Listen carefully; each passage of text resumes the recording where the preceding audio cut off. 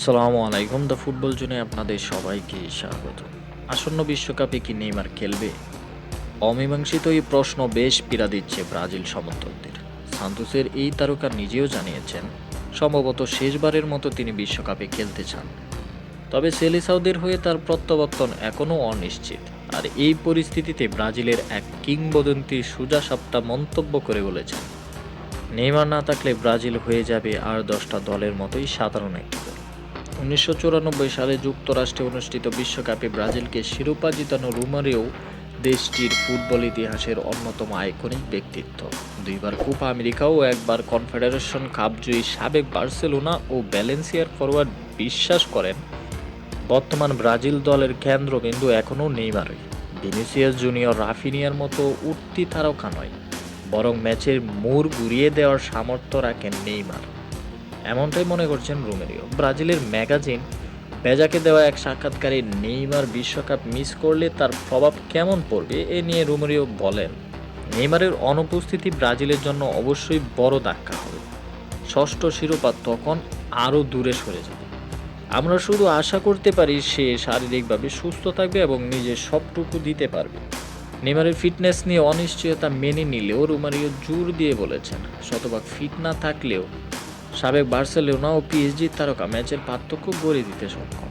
সে পুরোপুরি ফিট থাকবে কিনা জানি না, কিন্তু নেইমার যদি ৭০% ফিট থাকে তাতেই যথেষ্ট। সে তখনও দলকে সাহায্য করতে পারে, পার্থক্য গড়ে দিতে পারে।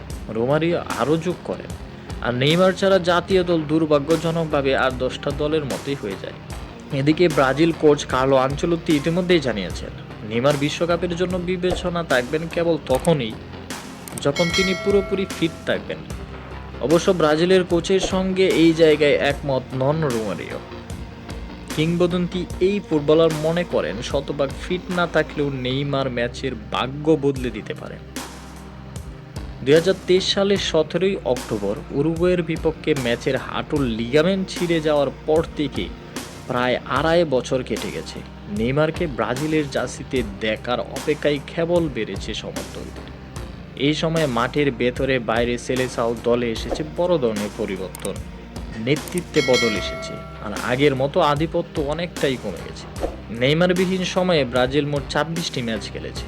২০২৪ কোপা আমেরিকা এবং কনমেবল বিশ্বকাপ বাছাই পর্ব মিলিয়ে এই সময়ের ফলাফল ছিল ১১টি জয়, ৮টি ড্র এবং ৭টি হার।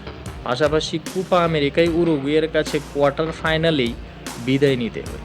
বিশ্বকাপ বাছাই পর্বের পয়েন্ট টেবিলে ব্রাজিল শেষ করেছেন ৫ম স্থানে। আগের ফরম্যাট হলে বিশ্বকাপের সবচেয়ে সফল দলটির প্লে অফ খেলতে হতো। ভিডিওটি এই পর্যন্তই। ভালো লাগলে লাইক, কমেন্ট এবং সাবস্ক্রাইব করতে ভুলবেন না। ধন্যবাদ।